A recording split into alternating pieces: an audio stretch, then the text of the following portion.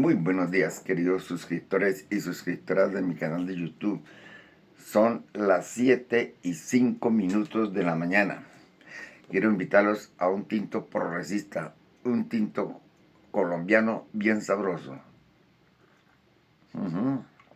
Delicioso, el mejor café de Colombia. Bueno, les quiero compartir un video de Universidad Nómada, donde hoy en Argentina le hacen una querella a Álvaro Uribe Vélez por falsos positivos. De los 6.406 falsos positivos, donde murieron gente inocente, gente de estrato 1, 2 y 3. Ahí no hay ninguno del estrato 8, 9, 10, 11 de la oligarquía colombiana, de esa mafia putrefacta que es la que le hace daño a los colombianos y a las colombianas y a la juventud con sus falsos positivos. Para mi concepto personal, no son 6.400, debe ser más de 150.000 muertos en Colombia. No solo están las escombreras, ¿sí?, las masacres, los hornos crematorios donde metían familias enteras, opositores, juventud. Cuántos cadáveres andaban en los ríos, llevándoselos.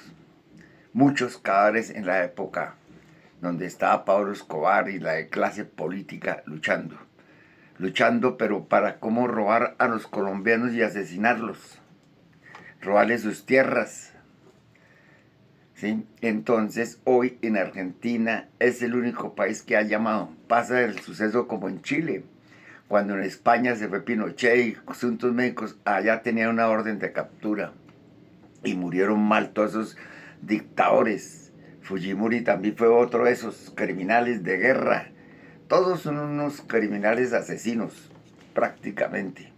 Entonces, en Argentina se lleva ese caso hoy y está la expectativa colombiana y mundial. Eso es lo que no saben los medios tradicionales de RCN, Caracol, ni el establecimiento, ni siquiera los políticos se lo tienen oculto, lo tienen escondido, y hoy ya comienza a abrirse una esperanza de que ese señor va a ir a la cárcel por fin. Es una cuestión internacional, como Colombia, Fiscalía, la Procuraduría, magistrados y jueces, todos están aliados al clan del Golfo, a la mafia política, y les importa un carajo. Aquí no hay justicia, toca a otro país. Ni la Corte Penal Internacional sirve para nada. Solo lujo y burguesía y un poco de locos. Un poco de cuchos llenos de billetes que les importa nada en Colombia lo que sucede. ¿Sí? Entonces, felicitaciones a la justicia argentina que llama a este sinvergüenza de Álvaro Uribe Vélez. Entonces, les voy a dejar escuchar partes del compañero de la Universidad Nómada. Entonces, aquí les voy a compartir este video.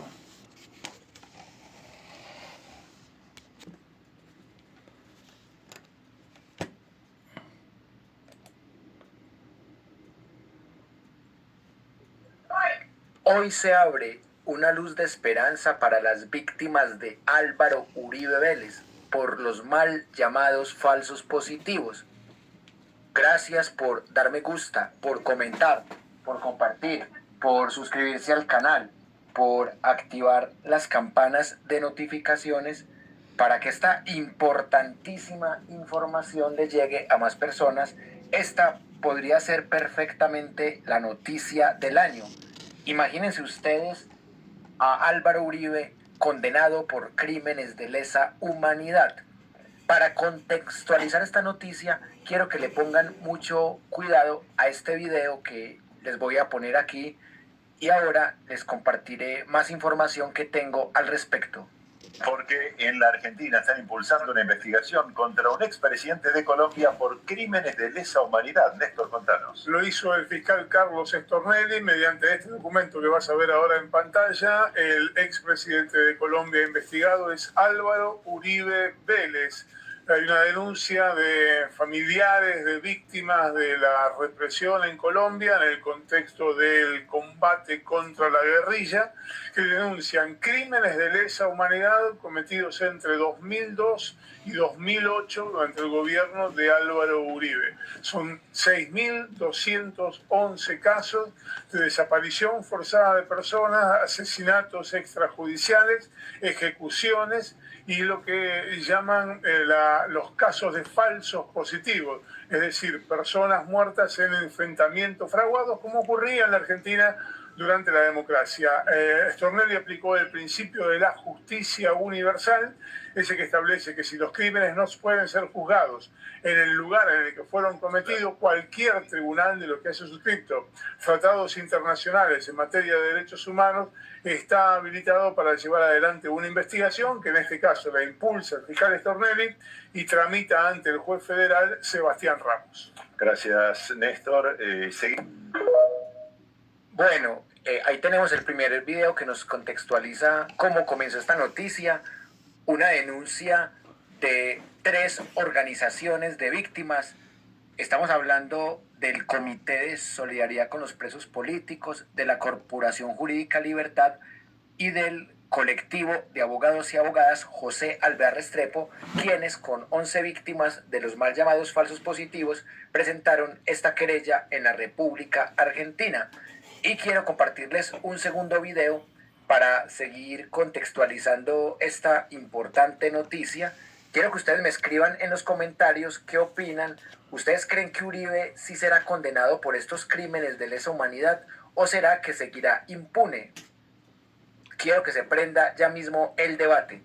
Y aquí les tengo esta otra nota que también ayuda a contextualizar lo que está pasando. Escuchemos esta importantísima información de acá. Con base en el principio de justicia universal que establece que... Bueno, el principio universal, o sea, algo muy importante. Ahorita hablaba con este personaje y realmente es increíble que en Colombia no haya habido justicia.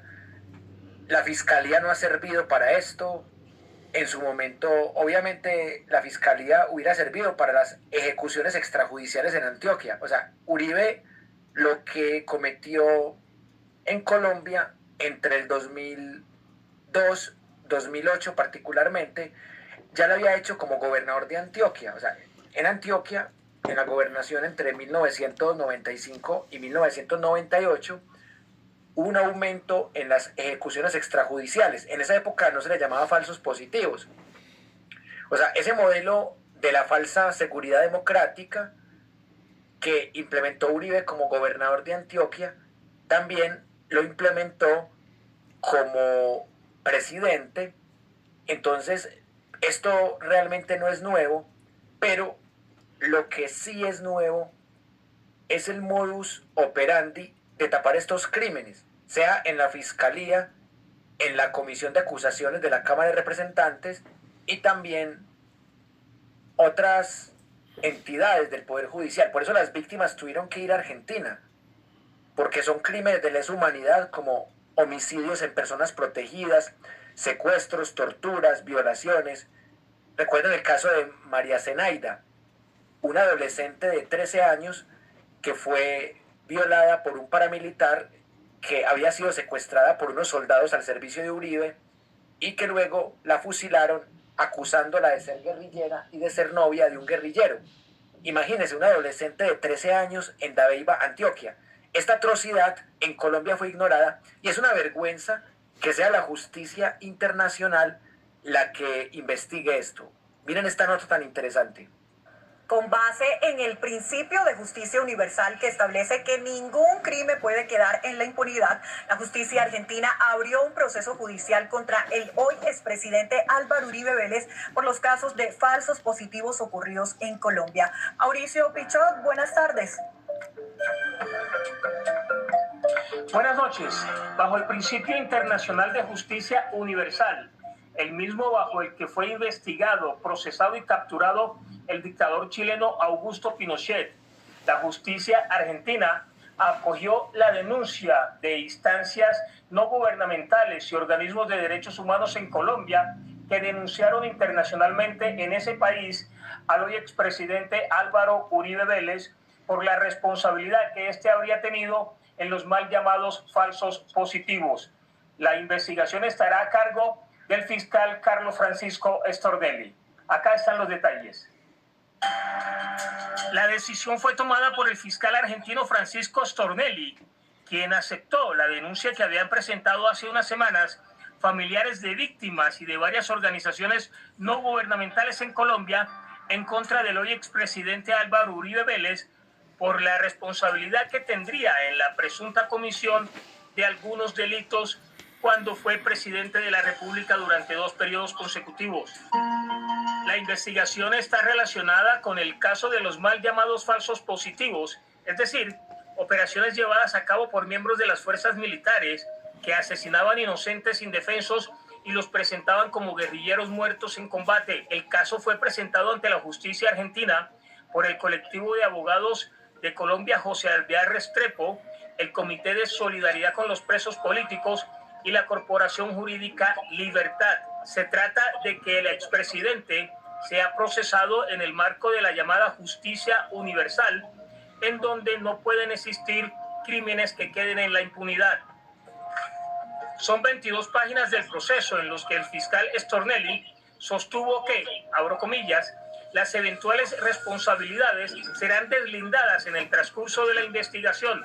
No obstante, corresponde señalar que en la denuncia se ha sindicado como presunto responsable al expresidente de la República de Colombia y comandante en jefe de las Fuerzas Armadas de ese país, Álvaro Uribe Vélez, ciudadano colombiano que sería identificado, y ponen el número de cédula del hoy expresidente. Bueno, ustedes saben que esta investigación la empezó el fiscal Carlos Stornelli y la llevó al juez federal Sebastián Ramos. Pero en esta nueva etapa la investigación ha tenido un giro y en este momento está en manos de otras autoridades judiciales argentinas.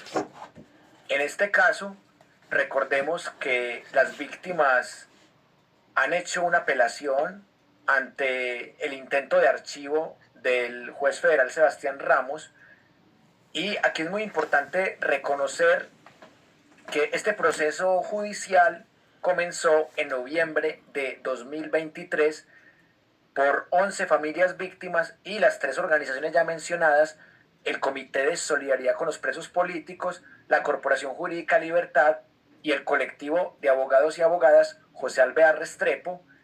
En esta instancia, el tribunal deberá definir si la investigación avanza bajo el principio de jurisdicción universal o si se confirma el cierre del caso, que esperemos que no se vaya a cerrar.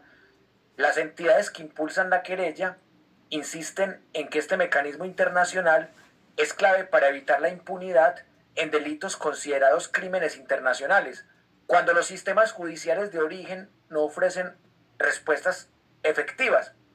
La Comisión de Acusaciones de la Cámara de Representantes ha sido totalmente inepta en estas denuncias y, como les decía ahora, el objetivo es lograr que la justicia argentina investigue con mayor rigor la responsabilidad de Álvaro Uribe Vélez en por lo menos 6.402 ejecuciones extrajudiciales, los mal llamados falsos positivos, que han ocurrido básicamente en su mayoría entre 2002 y 2008 en Colombia, según las cifras que recopiló la Jurisdicción Especial para la Paz, JEP. Cifras que no fueron inventadas por la JEP, cifras que se sacaron de la misma Fiscalía, del Centro Nacional de Memoria Histórica, de la Comisión de Esclarecimiento de la Verdad, de las ONG de las víctimas. Y aquí es en donde las agrupaciones demandantes han argumentado con rigor que en Colombia no existen investigaciones penales efectivas contra el expresidente Álvaro Uribe Vélez por estos hechos, y sostienen que la JEP, como es sabido, carece de competencias para juzgar a jefes o a exjefes de Estado. Y como les había dicho ahora, la Comisión de Acusaciones de la Cámara de Representantes es un órgano politiquero que para nada garantiza un proceso conforme a los estándares internacionales que implica investigar y juzgar este tipo de delitos de lesa humanidad. Pero la noticia es, este caso ya no está en manos de Carlos Stornelli ni del juez federal Sebastián Ramos. Está en manos de Máximo Castex y Benedict de Morlús. Vamos a hablar un poquito de estos dos señores, así que gracias por estar aquí, gracias por dar me gusta, por comentar, por compartir, por suscribirse al canal, por activar las campanas de notificaciones para que esta importantísima investigación les llegue a más personas. Hablemos un poquito de este abogado de víctimas.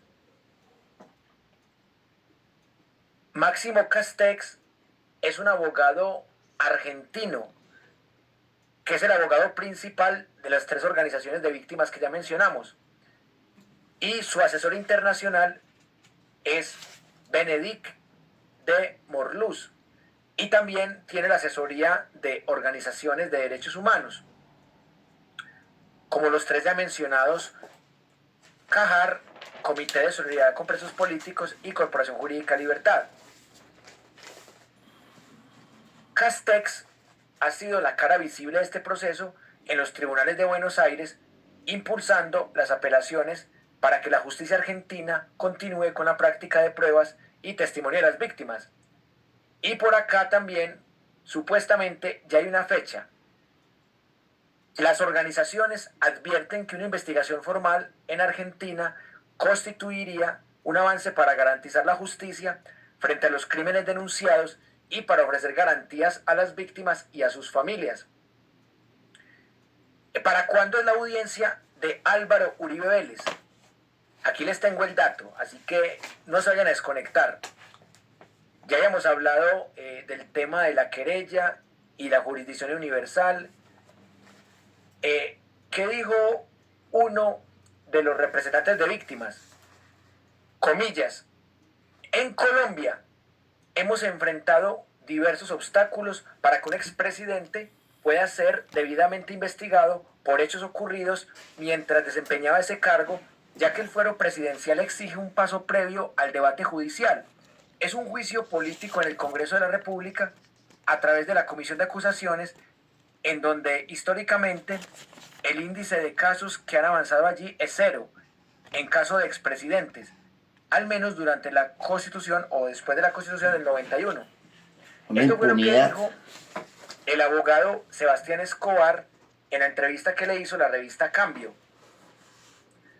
Las organizaciones consideran que el trámite judicial en Argentina podría sentar un precedente para otros casos similares en la región, en los que la búsqueda de justicia internacional se convierte en una alternativa frente a la inacción o limitaciones de los sistemas nacionales. Y recordemos también lo que dijo el mismo abogado sobre el caso chileno, comparándolo con el caso colombiano. Este es un mecanismo que busca principalmente una investigación de carácter penal, aunque entiendo que también hay casos de aplicación de la jurisdicción universal para querellas civiles que permitan investigar autores de crímenes. Por ejemplo, una civil muy conocida es la que se hizo en Estados Unidos contra el responsable del magnicidio a Víctor Jara, pero principalmente es una vía que se usa para que el sistema judicial de otro país, en donde se aplica ese principio de jurisdicción universal para juzgar crímenes cometidos por fuera de las fronteras, y está dirigido no a estados sino a personas, a diferencia del sistema interamericano. Esto fue lo que dijo el mismo abogado Escobar ante la revista Cambio. Y por aquí ya hay fecha. Ojo con esto. Según se conoció, el expresidente Uribe deberá comparecer el martes 14 de abril. Bueno, seguramente es una audiencia virtual. Y dicha diligencia será determinante.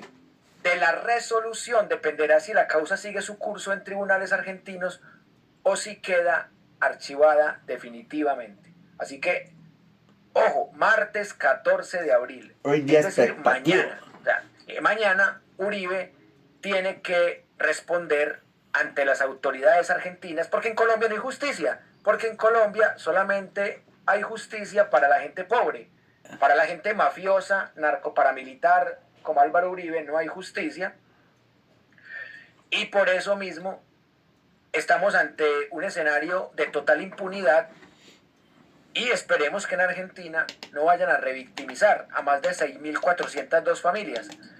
La decisión de la justicia argentina, ya saben que opera bajo la jurisdicción universal y esto ha sido el centro del debate público durante año y medio, teniendo en cuenta que los hallazgos de la Jurisdicción Especial para la Paz JEP son contundentes. La práctica de quitarle la vida a civiles para presentarlos como bajas en combate pasó de un promedio marginal en el gobierno de Andrés Pastrana a una tragedia sistemática durante la dictadura de Uribe, con picos que alcanzaron por lo menos 6.402 víctimas. Entonces, aquí es donde uno tiene que tener memoria histórica y dignidad. Esto es una victoria de las víctimas, o sea, que las víctimas sean escuchadas, así sea en otro país, que tenga esta jurisdicción universal como Argentina. A propósito del incremento exponencial entre el gobierno de Pastrana y la dictadura de Uribe, esto no puede leerse como un hecho aislado, sino como el resultado de una transformación profunda en la estrategia militar y paramilitar del Estado. Es importante analizar los factores que generaron estas ejecuciones extrajudiciales. El gobierno de Uribe implementó una estrategia que priorizaba el control territorial mediante la derrota militar directa de las guerrillas.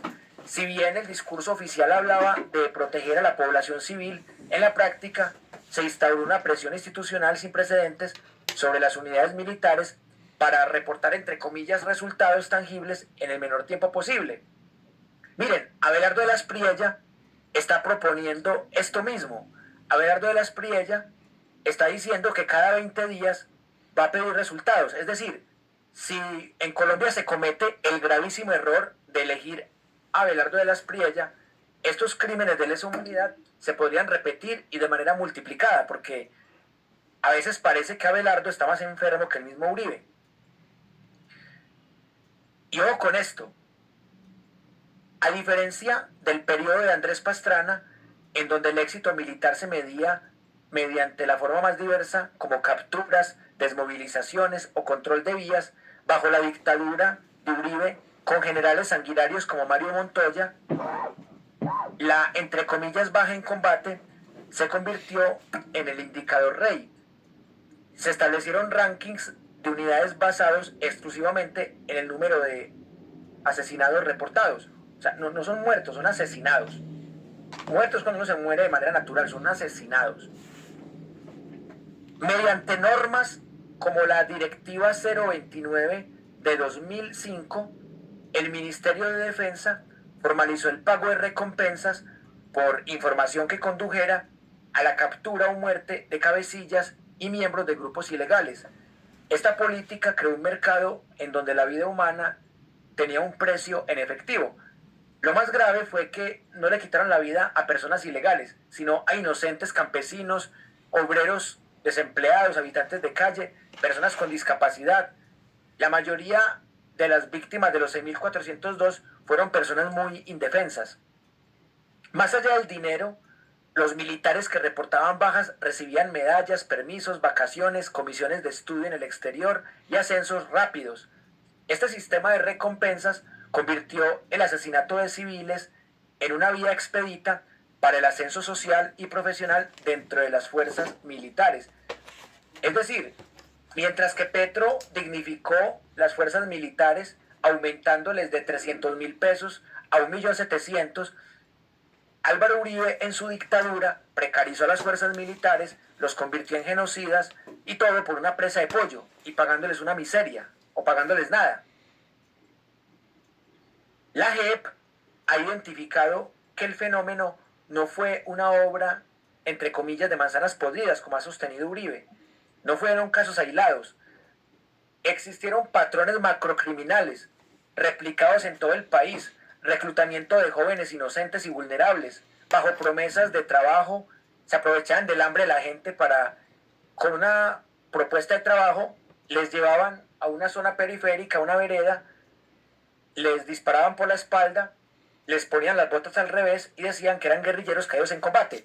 Si gana Paloma Valencia y si gana Abelardo, seguramente se va a repetir esto y de manera peor, porque ya están más llenos de odio. Pero todo parece indicar que va a ganar Iván Cepeda. Lo que no sabemos es si va a ganar en primera o en segunda vuelta.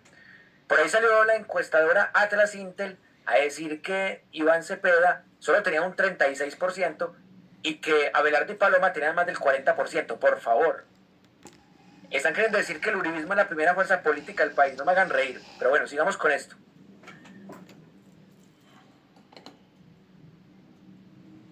Y en este caso había promesas de trabajo, traslados a zonas apartadas, ejecución y posterior montaje de la escena del crimen con armas y uniformes falsos. Bueno, esos sí son falsos de verdad.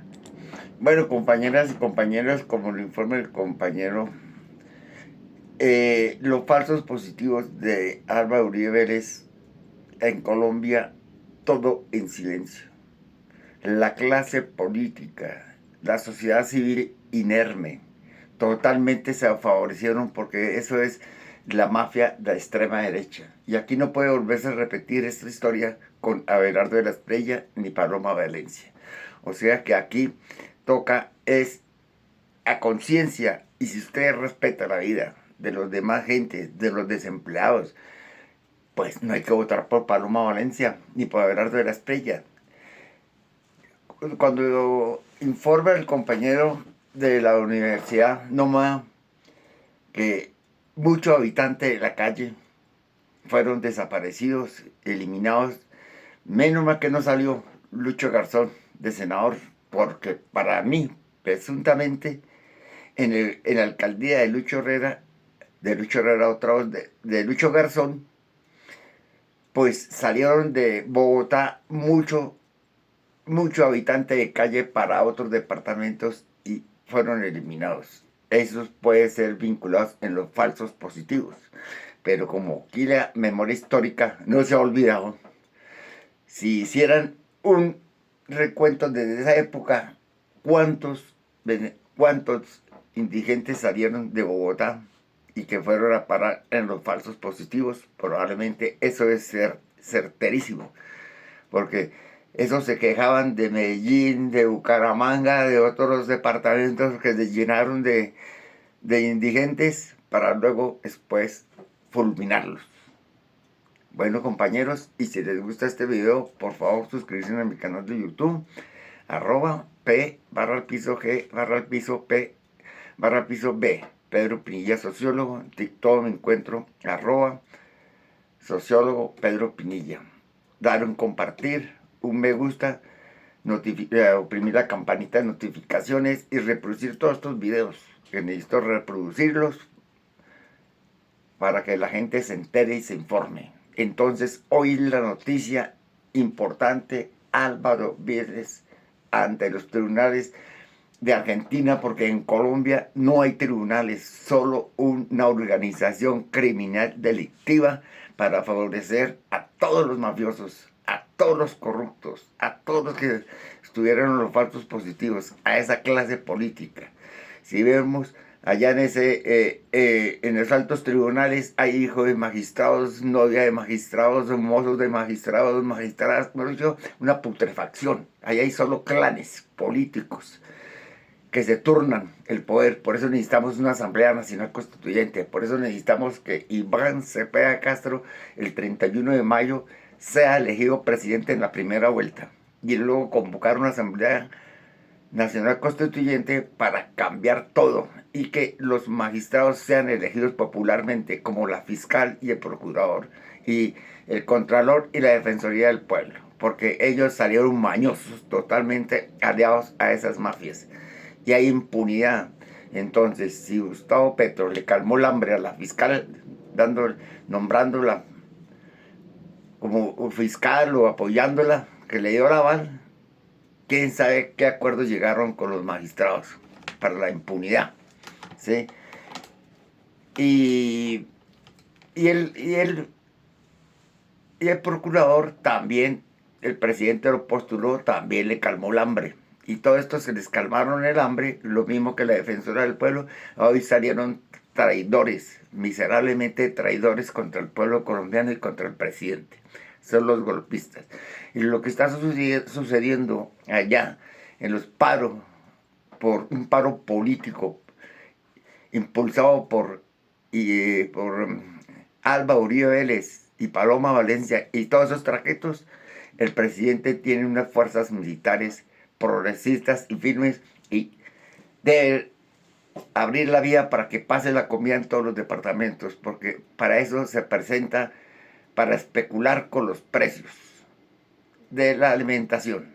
Muchas gracias y les deseo feliz día y buen provecho en su alimentación. ¡Feliz día!